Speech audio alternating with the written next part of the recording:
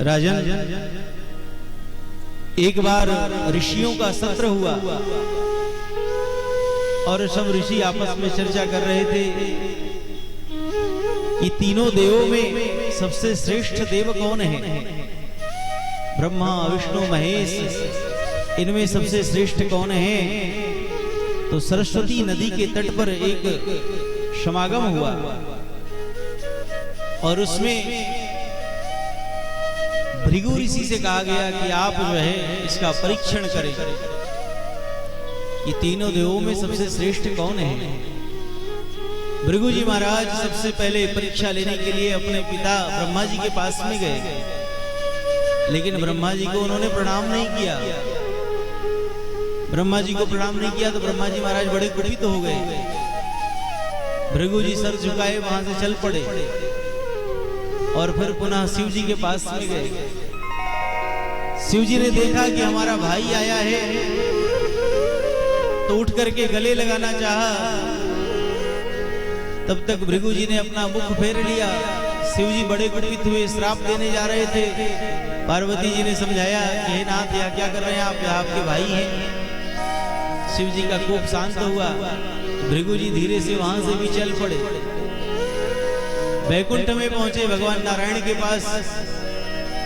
भगवान नारायण ने देखा भृगु ऋषि को आए हुए तो अपने आसन से उठ करके चरणों में प्रणाम किया। भगवान नारायण ने प्रणाम किया, लेकिन भृगु ऋषि ने आशीर्वाद नहीं दिया। अपने लात से भगवान नारायण के वक्ष पर एक लात मारा। भगवान नारायण ने भृगु ऋषि के चरणों को पकड़ लिया और पकड़ करके भगवान कहते हैं, अतीव कोमलौ तात चरणौ ते महामुनि इत्युक्त्वा विप्रचरणौ मर्दयन् स्वेन पाणिना। हे ऋषिवर, आपके चरण जो है वह अतीव कोमल है। हमारे कठोर वक्ष पर आपके चरण लगे, कहीं आपके चरणों में कोई पीड़ा तो नहीं हुई, आपको कोई कष्ट तो नहीं हुआ। इस प्रकार कह करके भगवान नारायण ने भृगु ऋषि के चरणों को पकड़ लिया। भृगु ऋषि प्रसन्न हो गए और भृगु ऋषि ने घोषणा की है, तन्निसम्याथ मुनयो विस्मिता मुक्त संशयाः भूयां संश्रद्ध विष्णु यतः शांति यतो भयम्। भृगु जी ने कहा कि हे ऋषियों, सबसे श्रेष्ठ जो है वह भगवान नारायण है। वही शांति और अभय के उद्गम है।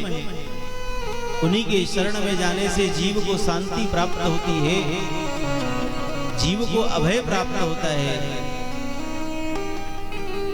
इस प्रकार से भगवान नारायण की श्रेष्ठता यहाँ पर सिद्ध हुई है। बोलिए लक्ष्मी नारायण भगवान की जय। सुखदेव जी कहते हैं कि राजन, एक बार द्वारिकापुरी में बड़ी